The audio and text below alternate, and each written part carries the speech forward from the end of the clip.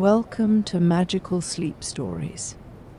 Relax and unwind as you drift off to sleep, to tales from our fantasy realms.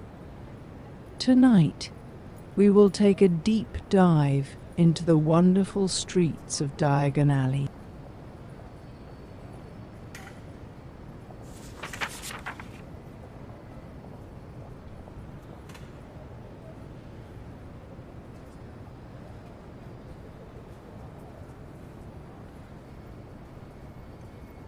Diagon Alley emerged during a period when magical populations in Britain began consolidating for safety. Following waves of Muggle persecution, wizarding communities increasingly centralized commerce and governance into hidden enclaves. The alley became a secure trade corridor, a financial hub tied to goblin banking systems, a regulated environment under ministry oversight. Its proximity to Gringotts is not incidental. It reflects the foundational role of Goblin financial authority in stabilizing wizarding commerce.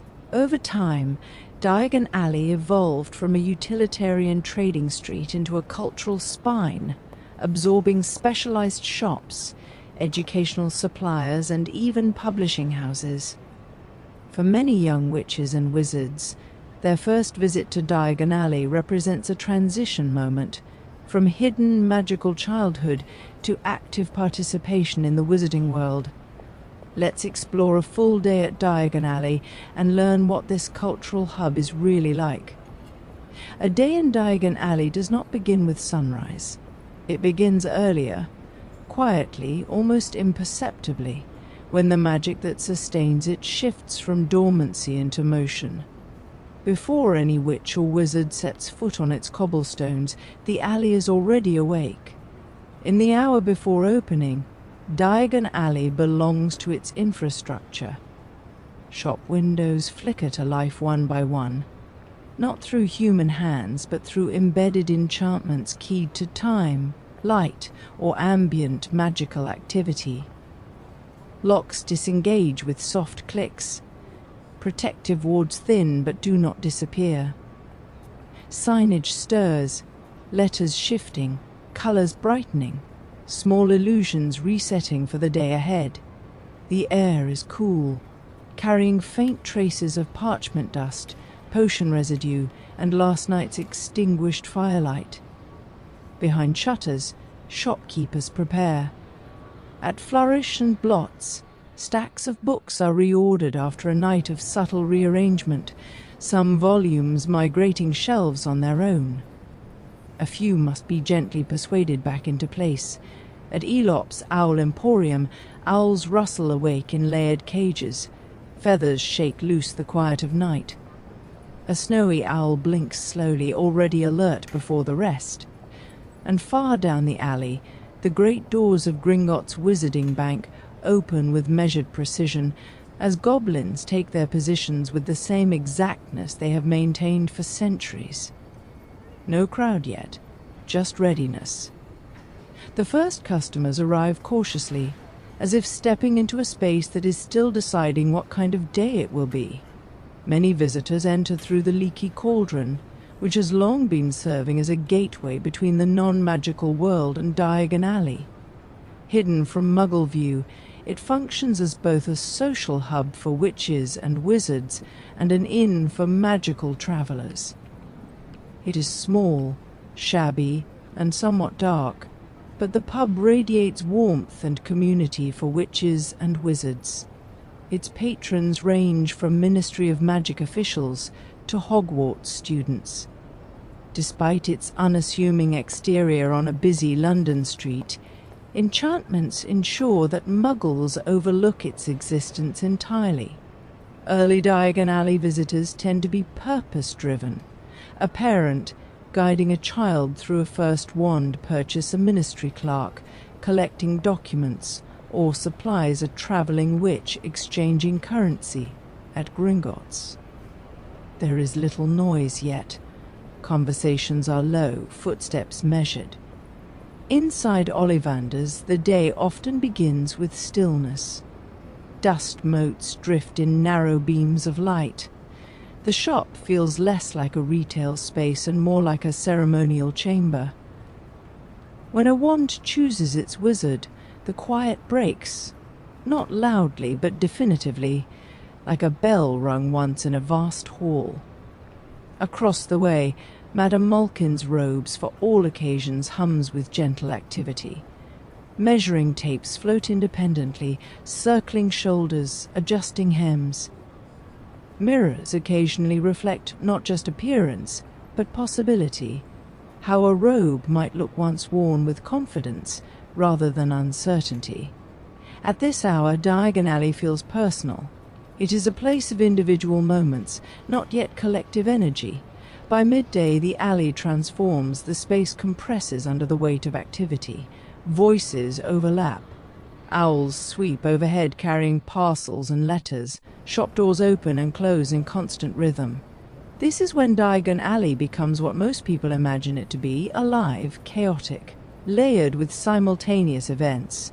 At Weasley's Wizard Wheezes, controlled chaos reaches its peak. Firework displays ignite spontaneously inside demonstration zones. Products shout, whistle, and occasionally attempt to escape their packaging.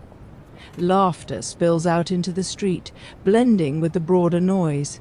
Nearby, Flourish and Blots becomes a battleground of competing texts. Some, literally. A mismanaged stack of aggressive books can ripple into momentary disorder before staff intervene with practiced spells. Gringotts sees its heaviest flow here. Lines form, not long but dense. Transactions are efficient, but the underlying tension between goblin precision and wizard impatience becomes more visible. And threading through it all is something less obvious but more important: magical saturation. At peak hours, the alley is thick with active enchantments, protective wards, animated signage, spell-infused products, and the ambient magic of hundreds of individuals. The result is a subtle hum, not audible in the traditional sense, but perceptible, a kind of pressure in the air. This is Diagon Alley at full capacity. As afternoon progresses, the intensity recedes. Crowds thin slightly, movements become less hurried. The alley exhales. This is when more specialized interactions take place. Custom wand consultations, tailored robe fittings, quiet negotiations over rare or restricted items. Shops that felt overwhelming at midday become navigable again. In side passages and less prominent storefronts, quieter commerce continues. Apothecaries measuring ingredients with careful precision, charm dealers demonstrating nuanced enchantments, collectors evaluating objects whose value is not immediately obvious. The light changes too. Lanterns are not yet needed, but the sun, what little of it reaches the alley, softens, shadows lengthen, colors deepen. This is the most balanced time in Diagon Alley. Not empty, not crowded, fully itself. Dusk in Diagon Alley is not a simple dimming of light. It is a transition of function. Lanterns ignite along the street, their glow warmer and more deliberate than daylight. Shop windows shift displays, some becoming more subdued, others more striking, appealing to a different kind of customer. The tone changes. Daytime practicality gives way to something more reflective. At Leaky Cauldron, activity increases. Patrons gather not to shop, but to linger at the cozy pub. Conversations stretch longer. Stories emerge. Some shops close, others do not. And in the spaces between them, the boundaries of the alley feel thinner. It is easier, at dusk, to notice the turn toward Nocturne Alley, not because it becomes more visible, but because it becomes more present. The distinction between sanctioned and unsanctioned commerce grows less rigid at the edges. By late night, Diagon Alley empties again. But it is not the same emptiness as dawn. Where morning is preparation, night is afterimage. The magic of the day lingers. Footsteps echo longer. Lantern light reflects off damp stone. The air feels warmer in places, cooler in others, as residual enchantments dissipate unevenly. Inside closed shops, objects settle, some reluctantly, some not at all. Gringotts stands unchanged, still, lit, guarded.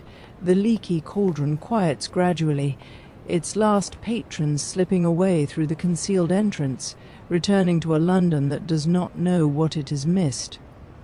And the alley itself waits, not sleeping, not fully awake, simply existing in that narrow space between what it has been and what it will be again the next day. A full day in Diagon Alley reveals something essential. It is not just a place where magic is sold. It is a place where magic organizes time.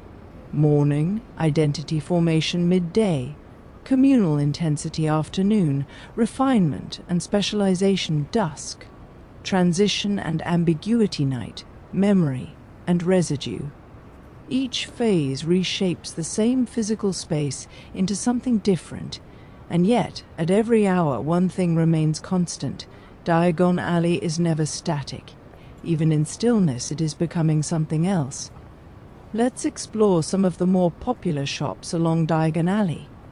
At the far end of the alley stands Gringotts Wizarding Bank, an architectural and symbolic anchor. Unlike the surrounding buildings, Gringotts is geometrically precise: white marble, towering columns, rigid symmetry. This contrast is intentional. Where the alley is organic and evolving, Gringotts is ordered, controlled, and ancient. Operated by goblins, the bank introduces a critical dynamic, non-human control over wizarding wealth. This creates an undercurrent of tension and dependency throughout the alley's economy. Its underground vault system, accessible via enchanted carts, extends far beyond the visible structure, reinforcing the idea that Diagon Alley's true depth is hidden beneath its surface. Ollivander's is perhaps the most philosophically significant shop in the alley. Ollivander's operates on the principle that wands possess agency. They choose the wizard. The shop itself reflects this ideology: narrow, dim-lined floor-to-ceiling with wand boxes, each representing a potential magical partnership. Historically, the Ollivander family has maintained detailed records of wand cores and woods, effectively functioning as archivists of magical identity. Flourish and Blots is a bustling, multi-leveled bookstore filled with spellbooks, enchanted tomes, and even dangerous volumes that must be restrained by magic. It underscores the blend of scholarship and peril in magical education. Its inventory ranges from standard Hogwarts textbooks to volatile, semi-sentient volumes. Books here are not passive objects. They may bite, resist handling, or react to specific readers. It serves as the main supplier of magical textbooks for students at Hogwarts School of Witchcraft and Wizardry. The shop represents the institutionalization of magical knowledge, but also its unpredictability. Elop's Owl Emporium sells owls used as both pets and mail carriers. Owls serve as the backbone of wizarding communication. Elop's is not simply a pet store. It is a logistics provider, supplying creatures capable of long distance, magically guided message delivery. The selection of an owl often reflects the owner's status, temperament, and practical needs. Madame Malkin's Robes for all occasions stands as a premier clothing establishment. Clothing in the wizarding world carries strong cultural signaling. Madame Malkin's provides standardized school robes but also custom garments, subtly encoding status, wealth, and affiliation through fabric, cut, and enchantment. Weasley's Wizard Wheezes is a brightly colored joke shop at number 93, Diagon Alley, founded by twins Fred Weasley and George Weasley. Financed by Harry Potter's Triwizard Tournament winnings, it became the wizarding world's leading emporium of magical mischief, blending comic invention with advanced spellcraft. A later addition, this shop represents a shift in Diagon Alley's cultural tone. Bright, loud, and intentionally disruptive, it commercializes mischief as innovation. Many products blur the line between joke and experimental magic, reflecting a younger, more entrepreneurial wizarding mindset. Branching off Diagon Alley is Nocturne Alley, a darker, less regulated extension. Here, commerce continues, but outside Ministry comfort zones. Artifacts, cursed objects, and ethically ambiguous goods circulate through shops like Borgin and Burke's. Borgin and Burke's, the most prominent shop in the alley, is owned by Mr. Borgin and Mr. Caractacus Burke. The shop was used by Tom Riddle after leaving Hogwarts to acquire priceless dark items, including Slytherin's locket from Merope Gaunt. Typical items for sale includes flesh-eating slug repellent, shrunken heads, human fingernails, poisonous candles, and the Hand of Glory. This adjacency of Nocturne Alley is critical. It demonstrates that Diagon Alley's order is not absolute. It is bordered by its own contradictions.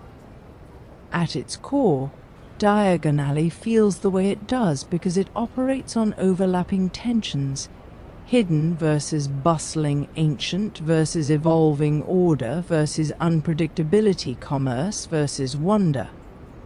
It is a place where magic is normalized but never mundane. Even the most ordinary purchase, a book, a wand, a set of robes, carries the quiet implication that something unexpected might happen. And often it does.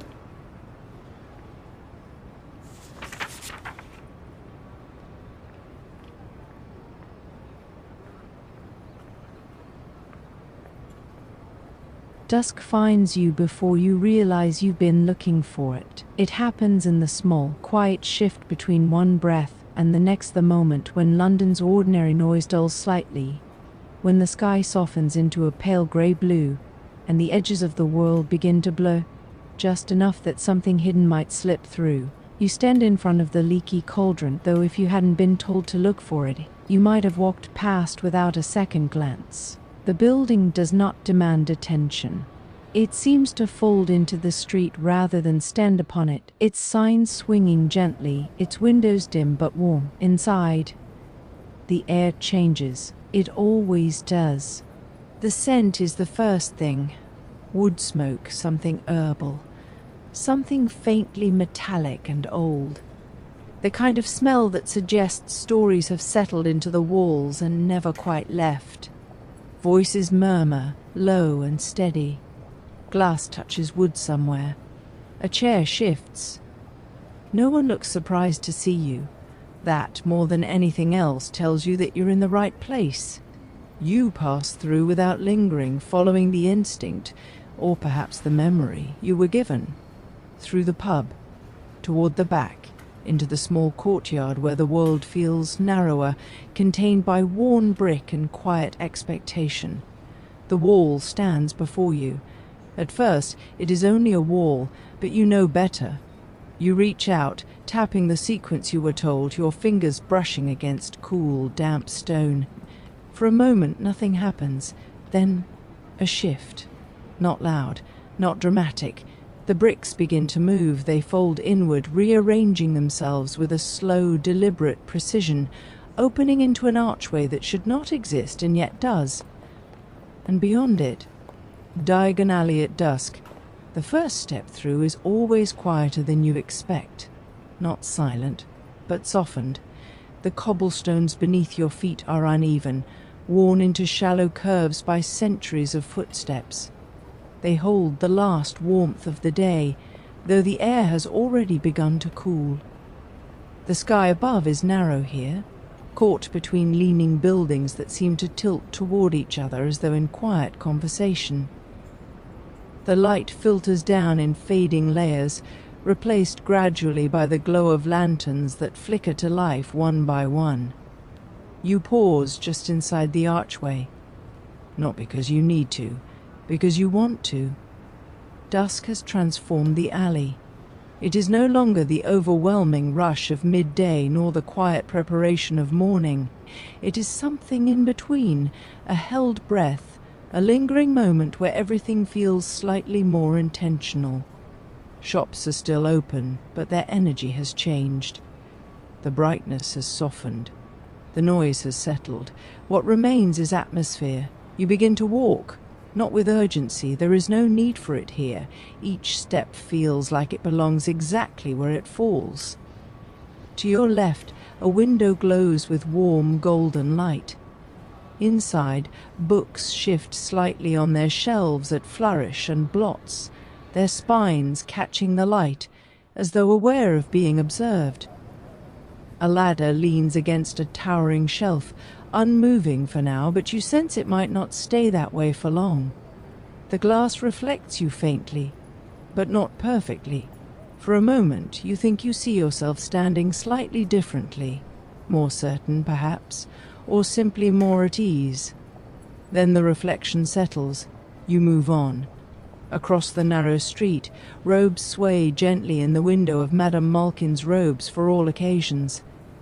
No wind touches them, and yet they shift, as though remembering the shape of those who wore them before. The fabrics catch the lantern light in subtle ways. Deep blues, muted greens, silvers that seem to hold their own quiet glow. A measuring tape floats lazily in the back of the shop, looping in slow, absent circles. Waiting. Everything here feels like it is waiting. Not idly, but patiently. You continue deeper into the alley. The architecture becomes more pronounced the farther you go.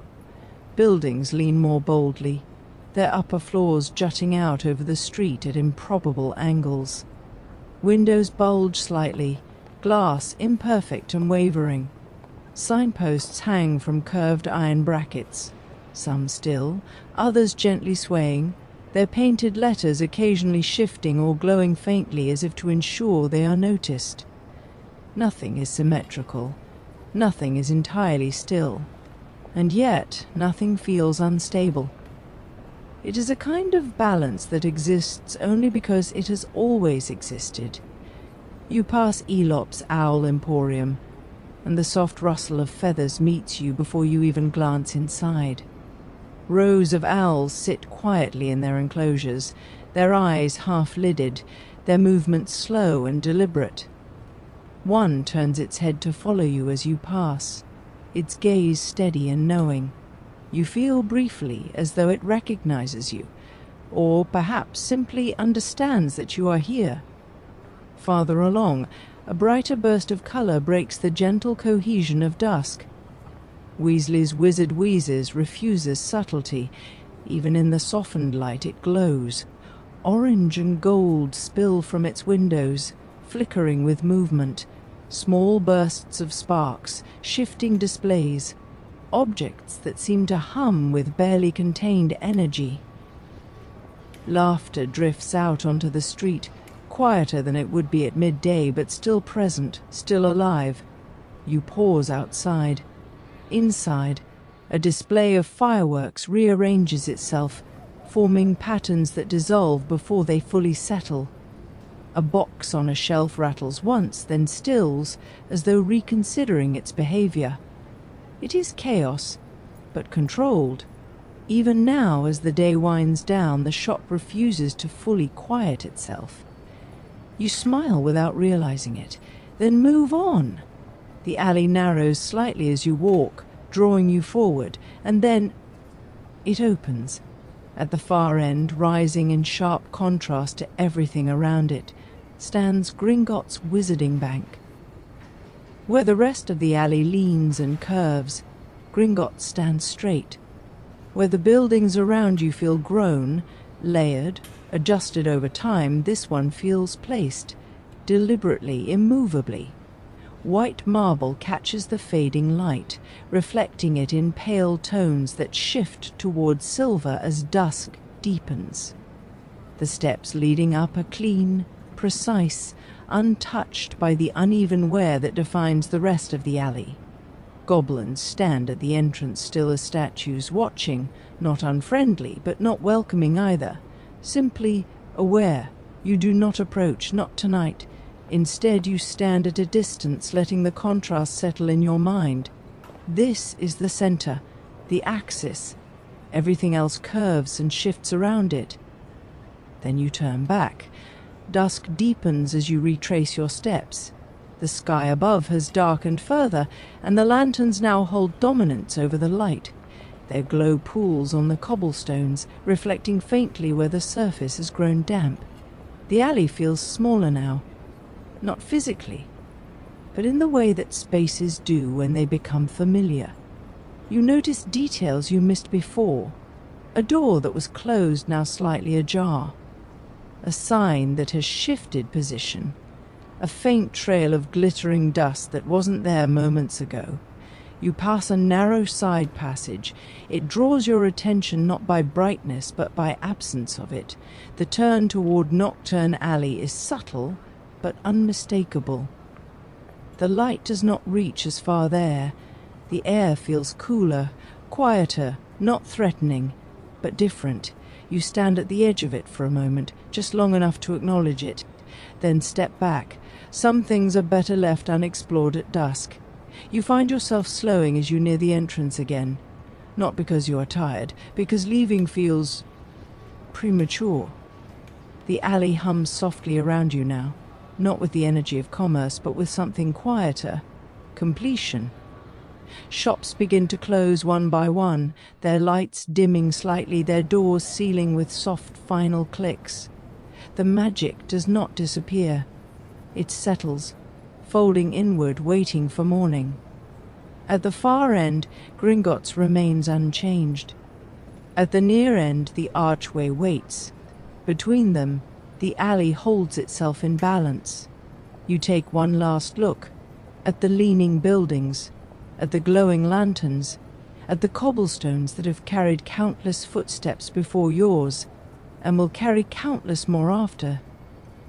It feels less like a place you visited, and more like a place that briefly allowed you to exist within it. You step back through the archway. The bricks close behind you with the same quiet precision, sealing the space once more. The courtyard of the Leaky Cauldron feels smaller now, simpler. The world beyond its doors louder, sharper, less layered, but something of the alley remains with you, not in your hands, not in your pockets, in the way your thoughts move more slowly, in the way you notice the quiet between sounds, in the sense that just beyond what you can see, something continues, waiting, not yet gone, just hidden again.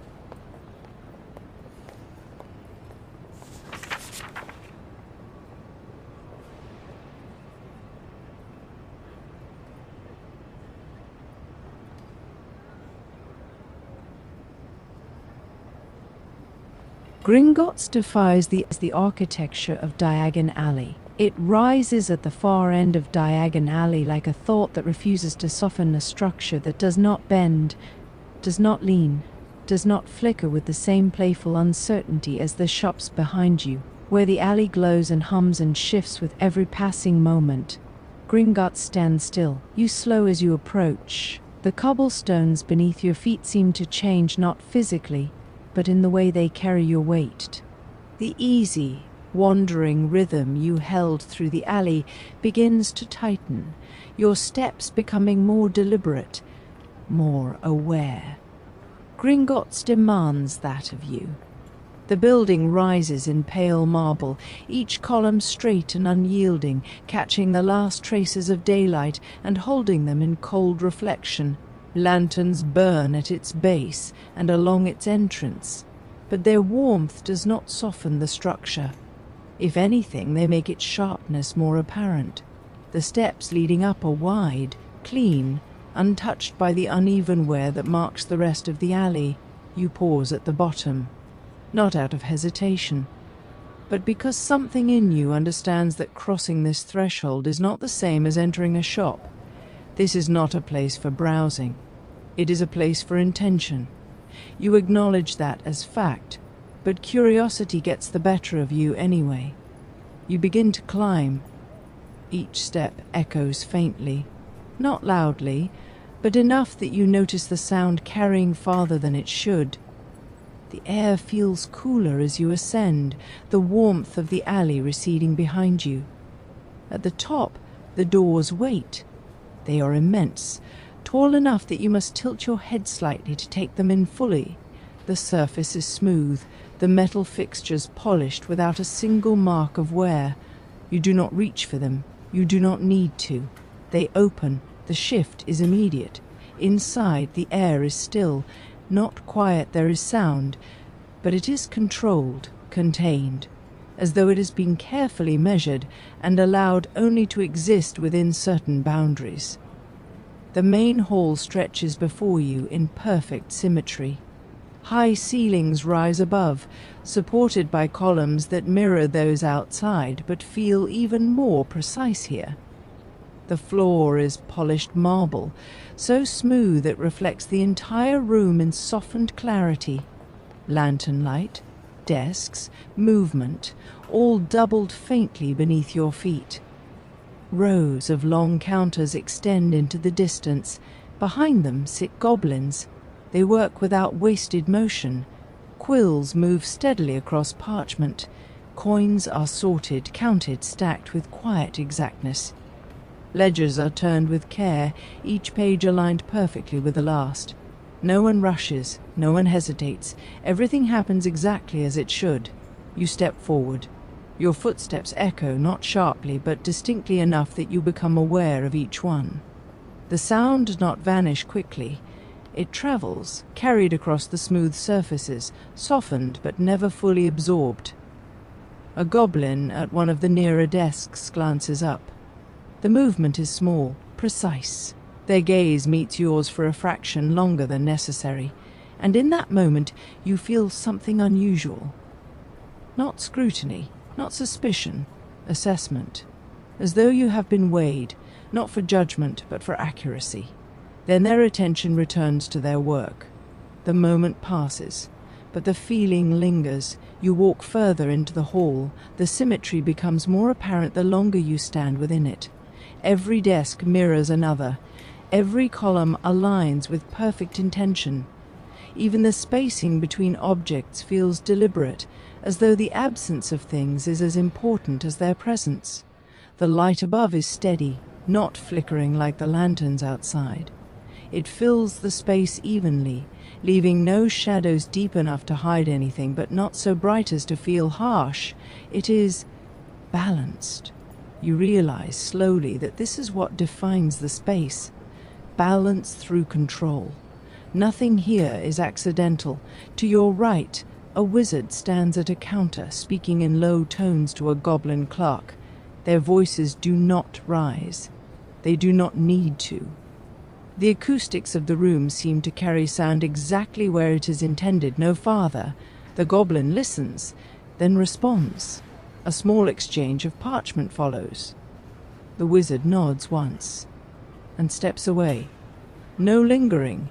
Transactions here are not conversations. You move closer to one of the desks, not directly in front of it, just near enough to observe. The goblin working there does not look up immediately. They finish the line they're writing, set the quill down, adjust the parchment so it aligns perfectly with the edge of the desk. Then they look at you. Yes? The word is simple, unembellished. You pause, not because you do not have an answer, but because the space itself seems to require a certain kind of response. Clarity. I'm just looking, you say. The goblin studies you for a moment, then nods once. Then look, they reply, and return to their work.